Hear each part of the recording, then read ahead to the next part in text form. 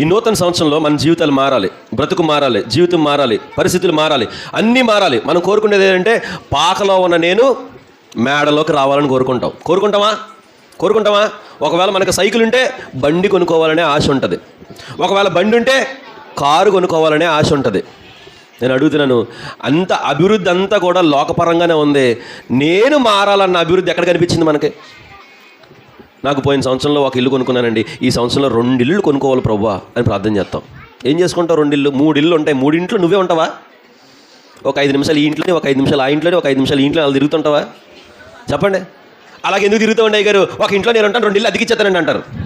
మనకు తెలియదే ఉంది అందులోని. ఇచ్చేస్తారా? అభివృద్ధి అంటే ఏంటో చెప్పనా? అభివృద్ధి అంటే మన జీవితంలో దేవుణ్ణి కలిగి ఉండడమే అభివృద్ధి. ఎందుకు ఈ మాట నేను చెప్తున్నాను తెలుసా?